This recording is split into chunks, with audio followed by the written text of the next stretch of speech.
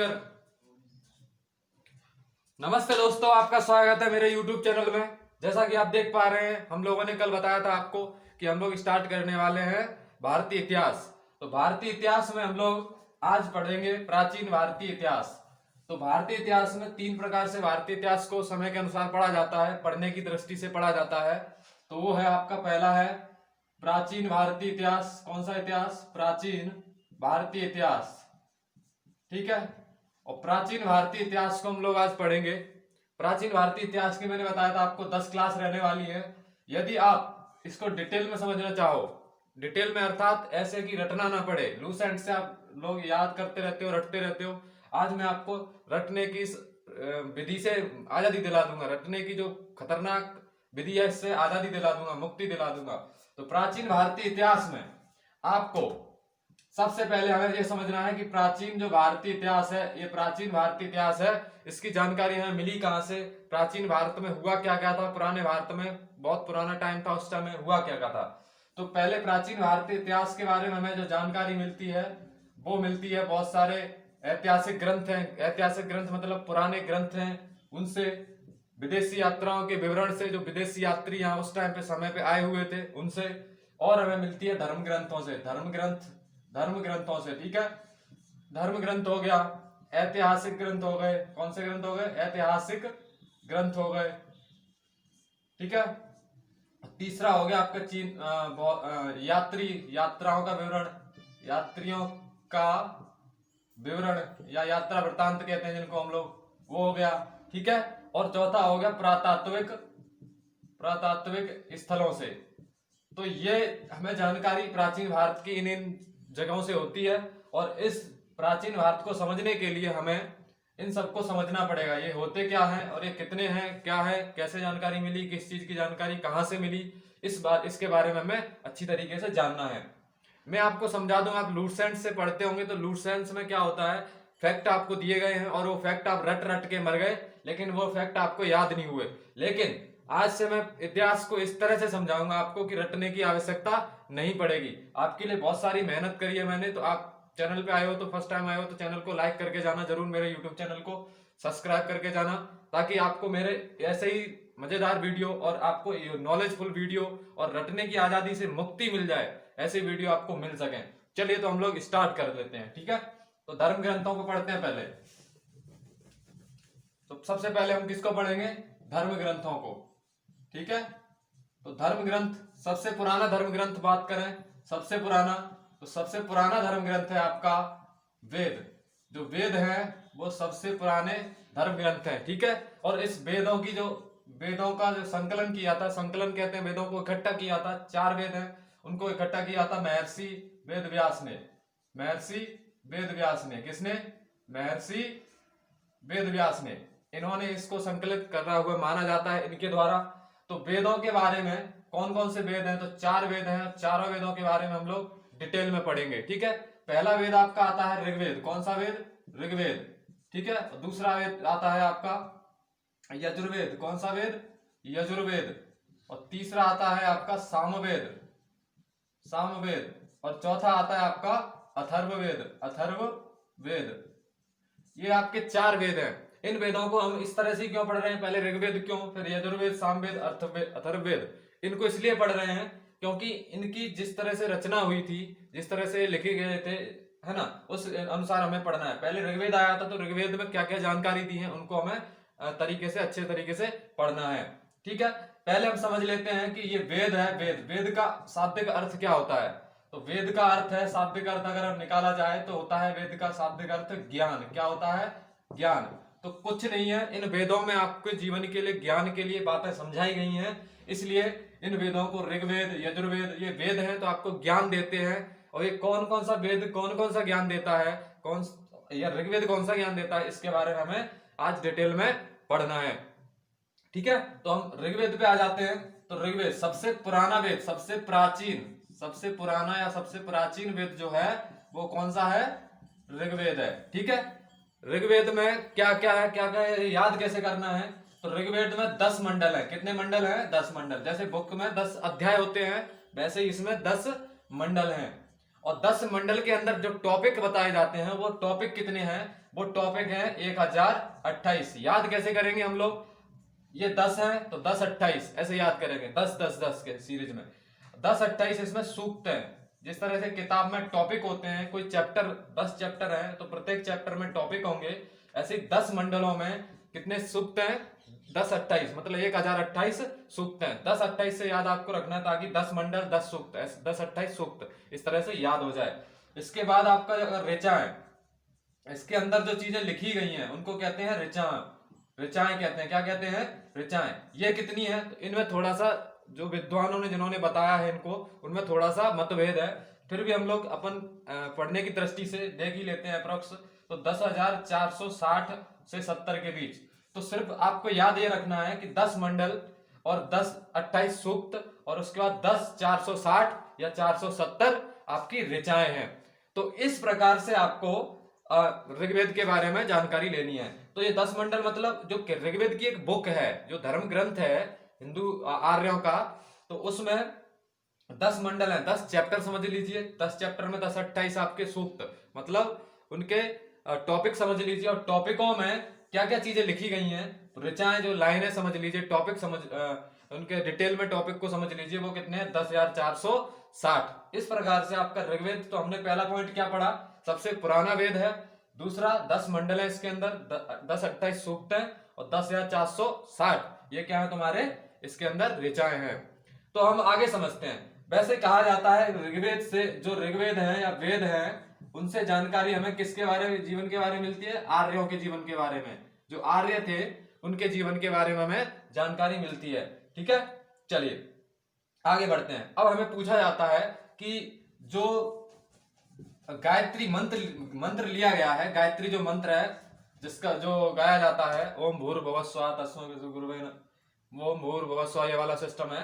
तो वो गायत्री मंत्र लिया गया है किससे, ऋग्वेद से। किससे, गायत्री मंत्र कहां से लिया गया है, ऋग्वेद से लिया गया है।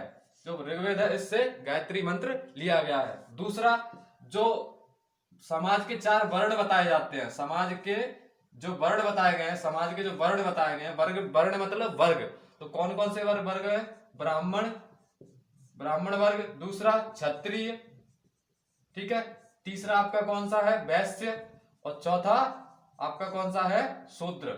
ये 4 वर्ण समाज के बताए गए हैं। वो किसमें बताए गए हैं, किसमें जानकारी दी गई है इसकी, ऋग्वेद में जानकारी दी गई है।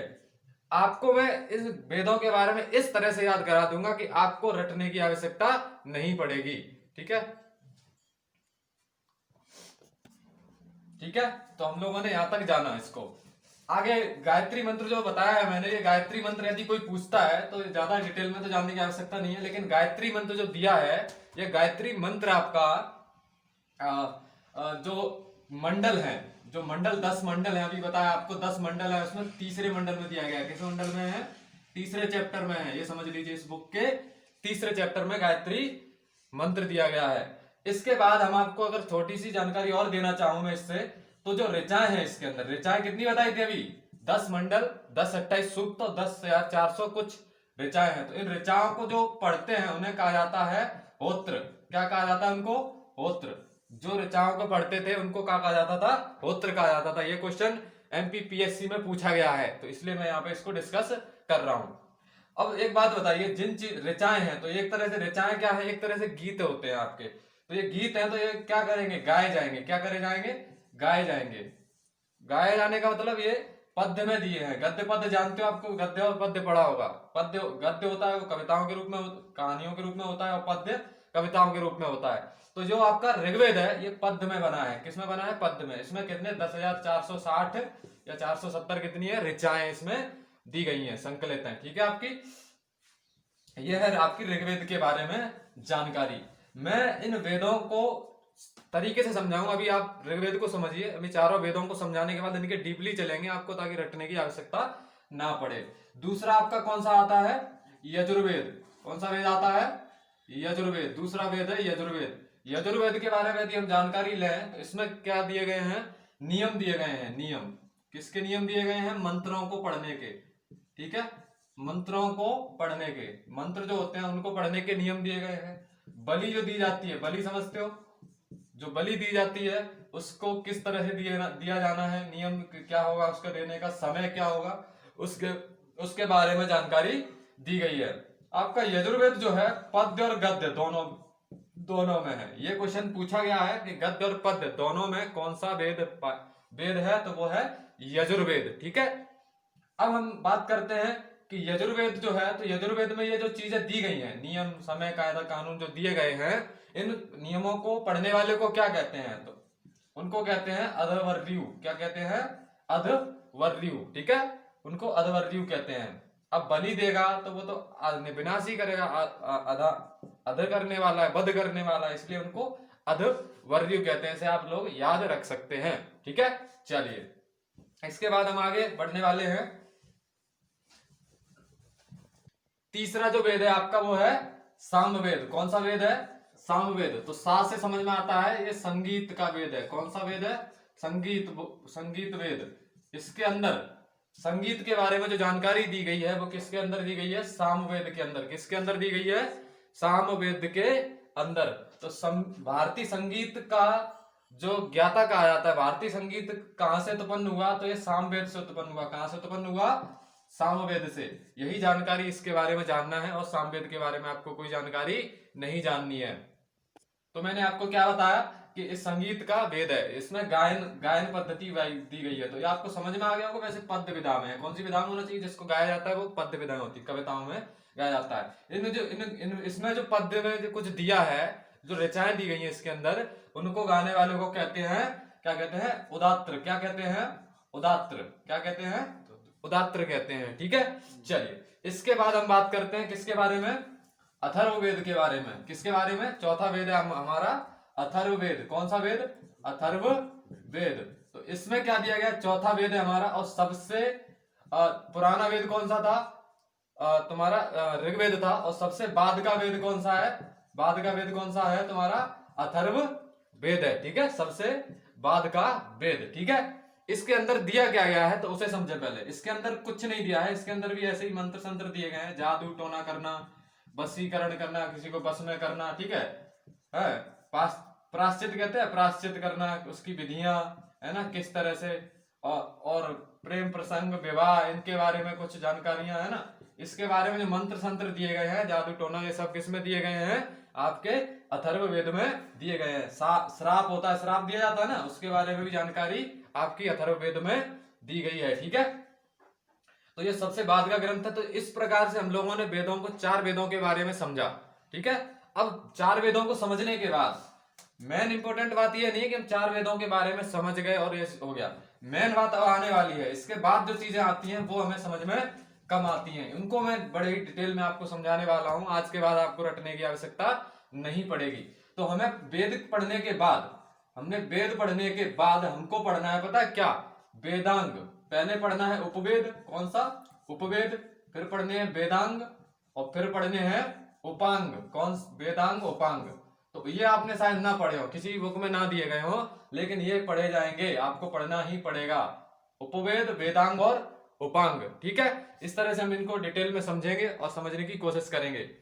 तो ये उपवेद, वेदांग और उपांग ये पढ़े क्यों जाते हैं, इनकी शिक्षा दी क्यों जाती है? तो ये दी जाती है वेदों को समझने के लिए। किसको समझने के लिए? वेदों को समझने के लिए। जैसे कि अगर हम कक्षा 1 में एडमिशन लेते हैं तो हमको क्या सिखाया जाता है? ABCD सिखाया जाता है, अ, आ, इ सिखाए जाते हैं। उसी प्रकार से जो वेदों को पढ़ने जाता है उसको पहले उस आश्रम में क्या सिखाया जाता था? पहले हमको उनको उपवेद की शिक्षा, वेदांग की शिक्षा, उपवांग की शिक्षा, ये इनकी शिक्षा पहले दी जाती थी। उसके बाद उनको वेद सिखाए जाते थे। तो अगर उसके अंदर इनकी क्वालिटियां हैं, वेदांग की, उपांग की, उपवेद, इसके अंदर क्या क्या है मैं भी बताऊंगा। इनकी अगर क्वालिटियां हैं तो ही वो पढ़ेगा क्या? वेदों को पढ़ेगा। उस आश्रम में या जहां पर जो इनका शिक्षा का केंद्र हुआ करता था वहां पे उसको ही पढ़ेगा वो, जिसको इनकी जानकारी होगी, इसको अच्छी तरह से जानता होगा। तो सबसे पहले हम क्या करते हैं? उपवेद को पढ़ते हैं। किसको पढ़ते हैं? उपवेद को। उपवेद को पढ़ ले या फिर वेदांगों को पढ़ ले, इनमें से कोई भी प्रकार एक साथ पढ़ सकते हैं आप, कोई दिक्कत नहीं है। ठीक है, तो वेद के बारे में हम पढ़ने वाले हैं। उसके बाद अब क्या पढ़ेंगे? उपवेद पढ़ेंगे। क्या पढ़ेंगे? उपवेद। फिर उपांग पढ़ेंगे, वेदांग पढ़ेंगे, इस तरह से पढ़ेंगे। उपवेद कितने हैं? तो उपवेद है 4। उपवेद कितने हैं? 4 वेद हैं। ठीक है, इसके कितने उपवेद के? 4 प्रकार है। पहला आपका है स्थापत्य वेद। कौन सा? स्थापत्य वेद। अब मैंने जैसा आपको अभी बताया था कि ये जो 3 शाखाएं हैं, अभी मैंने वेदों को पढ़ने के लिए, समझने के लिए जो 3 चीजें बताई थी, उपवेद, उपांग और वेदांग, इनको ही समझ लेगा ना तभी जाके आपको वेदों की शिक्षा दी जाती थी। तो स्थापत्य वेद क्या होता था? इसमें स्थापत्य कला, जानते हो स्थापत्य कला? स्थापत्य कला जानते हो? वास्तुकला, जो चीजों को बनाने की जो कला है उसकी जानकारी या उसकी शिक्षा आपको स्थापत्य वेद में दी जाती थी। उसके बाद दूसरा था आपका धनुर्वेद। कौन सा वेद? धनुर्वेद। खूब पढ़ा होगा रामायण और महाभारत में, धनुर्वेदों की शिक्षा दी जाती थी। तो धनुर्वेद मतलब आपको युद्ध कला का परीक्षण, किसका? प्रशिक्षण, युद्ध कला का प्रशिक्षण दिया जाता था। किसका दिया जाता था? युद्ध कला। जिस वेद में युद्ध कला का प्रशिक्षण दिया जाता था वो था धनुर्वेद। स्थापत्य वेद हो गया, धनुर्वेद हो गया। तीसरा था आपका गंधर्व वेद। कौन सा वेद? गंधर्व। कौन सा वेद? गंधर्व वेद। गंधर्व वेद। तो गंधर्व वेद में क्या होता था? गंधर्व वेद में आपको गंधर्व से समझ में आ रहा है? गंधर्व था जो गाया करता था, है ना? तो गंधर्व तो मध्य प्रदेश का सिस्टम है ये। तो गंधर्व वेद में क्या करा जाता था? आपको गाने की शिक्षा दी जाती थी, गायन कला सिखाई जाती थी। कौन सी कला सिखाई जाती थी? गाने की कला। किस तरह किसी चीज को गाना है। अब ऋग्वेद में जाओगे, पढ़ोगे उसको, तो उसमें गाना तो पड़ेगा ही उनके ऋचाओं को, तो उसमें गायन कला दी गई थी। सामवेद में गाना पड़ेगा। चौथा था आपका आयुर्वेद। कौन सा वेद? आयुर्वेद। अब आपको आज समझ में आया होगा कि जो आयुर्वेद में वेद पीछे लगा हुआ है, ये आयुर्वेद क्यों है? आयु को बढ़ाने के लिए दिया गया ज्ञान। तो आयुर्वेद मतलब स्वास्थ्य विज्ञान। कौन सा विज्ञान? स्वास्थ्य विज्ञान। आपके स्वास्थ्य के लिए बना विज्ञान। स्वास्थ्य विज्ञान की जानकारी कहां पढ़ते थे हम लोग? आयुर्वेद में। तो आयु को बढ़ाने के लिए बनाया गया था आयुर्वेद। ठीक है, तो ये उपवेद के 4 प्रकार थे। अच्छा, उपवेद को बताया किसने था इन चारों को? तो वो भी थोड़ा सा कभी कभी पूछ लेता है। तो कात्यायन ऋषि थे। कौन से ऋषि थे? कात्यायन ऋषि। ऋषि मुनि होते थे पुराने जमाने में, ऋषि मुनि जिनको अच्छा खासा ज्ञान होता था वेदों का। तो कात्यायन ऋषि को इन चारों वेदों का बहुत ही अच्छा ज्ञान था और उन्होंने इन चारों वेदों को समझाया था। इनकी उपवेद में इन्हीं की शिक्षा दी जाती थी। तो बहुत ही बेहतरीन ऋषि हुए, इन्हीं के पास जाते थे। यदि आपने सुना हो कि भाई राम लक्ष्मण को पहुंचाया गया था, उनका एक ऋषि थे उनके यहाँ पर, तो उनके लिए वहां पे शिक्षा यही दी जाती थी उनको आश्रमों में। ठीक है, इन सभी चीजों की शिक्षा दी जाती थी। ठीक है, अब हम लोग पढ़ने वाले हैं। आप उपवेद पढ़ लिए, 4 उपवेद थे, कात्यायन ऋषि ने इनको दिया था, मतलब उनके बारे में उनको अच्छा ज्ञान था, इसलिए 4 उपवेद पढ़ लिए। उपवेदों को रटने की आवश्यकता नहीं थी आपको, बड़े ही आसानी से मैंने उनका नाम बताया आपको। अब मैं बताने वाला हूं आपको वेदांग के बारे में। किसके बारे में? वेदांग। नाम से समझ में आ रहा है वेदों के अंग। तो पहले अंगों को समझ लीजिए, उसके बाद शरीर बना लेंगे आराम से। तो वेदांग कितने थे पता है? 6 वेदांग थे। कितने थे? 6 वेदांग। ठीक है, आप लोगों ने लूसेंट की किताब पढ़ पढ़ के रट रट के मजा आ गया होगा, लेकिन वेदांग अभी तक याद ना हुए होंगे। अभी मैं याद करा देता हूं आपको। ठीक है, ये वेदांग कितने थे? 6 थे। 6 कौन से थे? वो एक बात जरूर याद रखनी है, उपवेद, वेदांग और उपांग किसके लिए सिखाए जा रहे हैं? वेदों को पढ़ने के लिए पहले इन चीजों की शिक्षा आवश्यक है, इनको समझना अति आवश्यक है। तो वेदांग भी क्या होगा? उनको समझने के लिए कुछ चीजें समझाई गई होंगी। तो पहला वेदांग कौन था? शिक्षा वेदांग। कौन सा है? शिक्षा वेदांग। कौन सा वेदांग है? शिक्षा वेदांग। 6 है ये, 6 वेदांगों को समझते हैं। शिक्षा वेदांग। दूसरा था ज्योतिष, ज्योतिष वेदांग। कौन सा वेदांग? ज्योतिष वेदांग। तीसरा है आपका कल्प। कौन सा वेदांग? कल्प वेदांग। ठीक है, चौथा है आपका व्याकरण वेदांग। कौन सा वेदांग?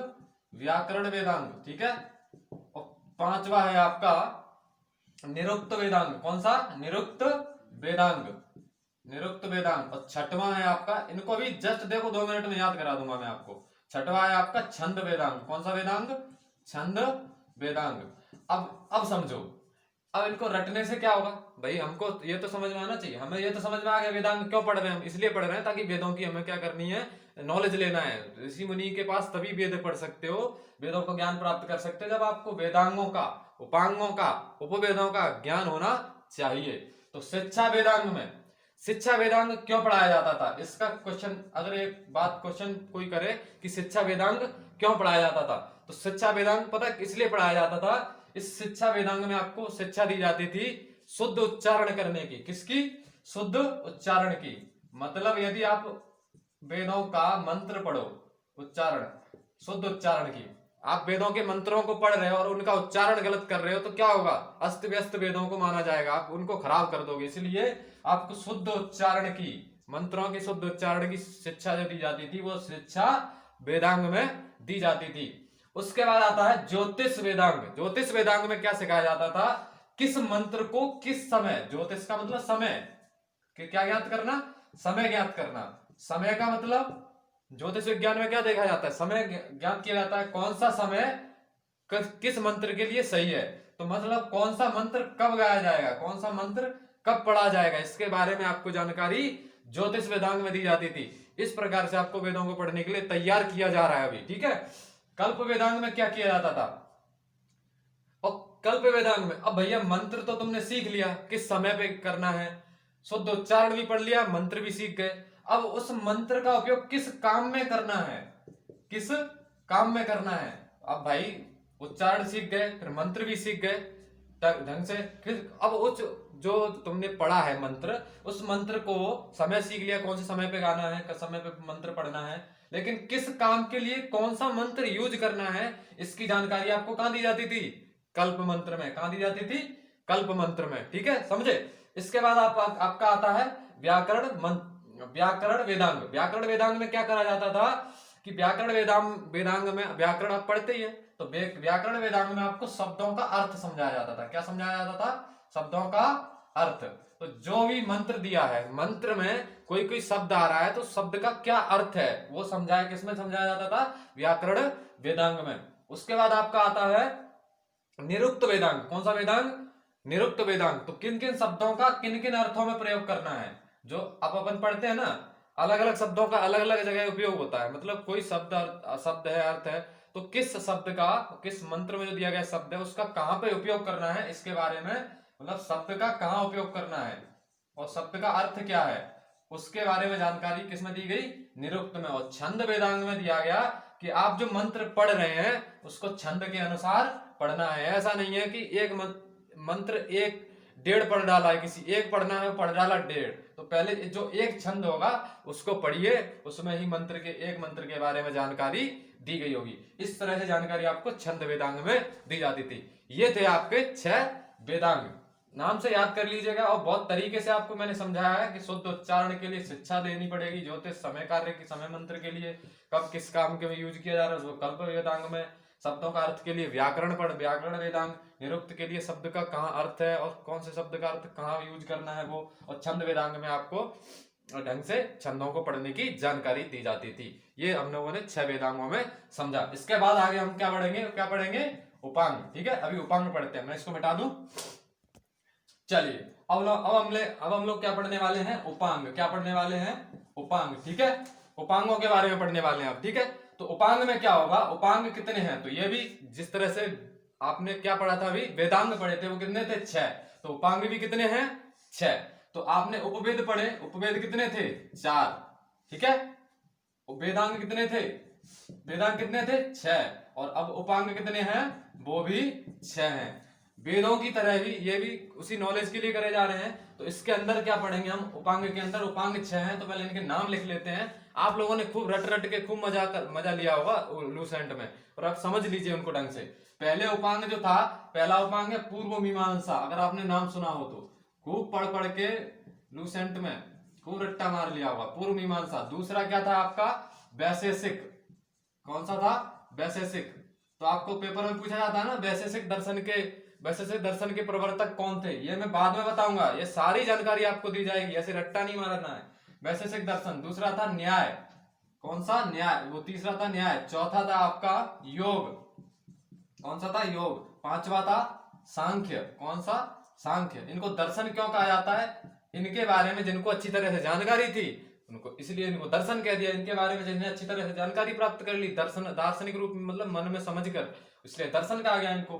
बाद में कहा गया, जब वैदिक सभ्यता पढ़ेंगे ना तब कहा जाएगा इनको दर्शन। अभी हम लोग इनको उपांग के रूप में पढ़ रहे हैं। उसके बाद तुम्हारा लास्ट था वेदांत। कौन सा था, वेदांत। तो आपने सुना होगा योग दर्शन के प्रवर्तक कौन है, सांख्य के दर्शन के प्रवर्तक, न्याय दर्शन के प्रवर्तक, पूर्व मीमांसा, वैशेषिक खूब सुना होगा, योग का पतंजलि है ना, ये सब सुना होगा, सांख्य का। तो इस तरह से ये 6 उपांग है, इनको अभी आप एज ए याद करने की बस कोशिश करिए, याद मत करिए, सिर्फ अभी इनको समझ लीजिए कि उपांग 6 थे। इनको मैं किस तरह से समझाऊंगा ये आप आगे चल के वीडियो में देखेंगे, ठीक है। चलिए, ठीक, तो हम लोगों ने वेदों को समझा, वेद समझ लिए, वेदों के 3 प्रकार थे, वेदों को पढ़ने के लिए 3 प्रकार की शिक्षाएं दी जा रही थी, उपांग, ठीक है, वेदांग और आपका उपवेद। ये किसको पढ़ने के लिए? वेदों को पढ़ने के लिए पहले इनको सीखना पड़ा था हमको। ये उपांग कितने थे आपके? कितने थे उपांग? अरे यार, वेदांग 6 थे, उपवेद 4 थे, उपांग 6 थे। ये याद करने ही पड़ेंगे, बिना याद करे काम नहीं चलेगा। और इनमें कौन कौन से हैं ये भी याद करना पड़ेगा, है ना। तो वो आपको याद हो जाने चाहिए। एक बार वीडियो आप रिवाइज करके देख लीजिएगा, याद करने ही पड़ेंगे। और इस तरह से आपका इतिहास कंप्लीट होगा कि आप समझ जाओगे कि क्या इतिहास है, क्या चीज। एक बार पढ़ लिया, दोबारा दूसरे को समझा दोगे खटाखट, ठीक है। देखो, अब आप लोगों ने नाम सुने होंगे, तो मैं उन नाम को बताता हूं थोड़ा सा। कि ब्राह्मण ग्रंथ नाम सुना है? ब्राह्मण ग्रंथ सुना होगा, खूब पढ़े होंगे लूसेंट में। मैं लूसेंट से ही पढ़ा रहा हूं, लेकिन लूसेंट को रटा नहीं रहा हूं, ये समझ लीजिए एक तरह से, है ना। ब्राह्मण ग्रंथ नाम सुना होगा, ब्राह्मण ग्रंथ सुना होगा। उपनिषद सुने होंगे, क्या सुने होंगे? उपनिषद सुने होंगे। आरण्यक सुने होंगे, आरण्यक। अब इनको रट्टा मार मार के आपका मन भर गया खूब है, नाम नहीं सुना है, पता ये नहीं पता है कि यूज कहां हो रहा है इनका, ठीक है।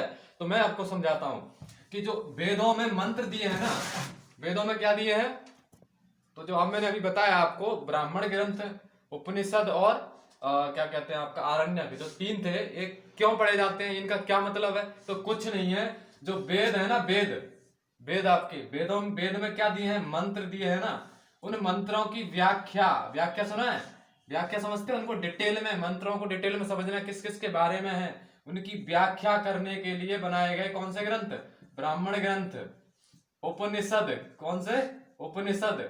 और क्या बनाया गया? आरण्यक। ये सब इसमें इनकी मंत्रों की क्या है? व्याख्या है। वेद के जो मंत्र है ना, उनकी इसमें व्याख्या दी गई है, और इसमें कुछ नहीं है।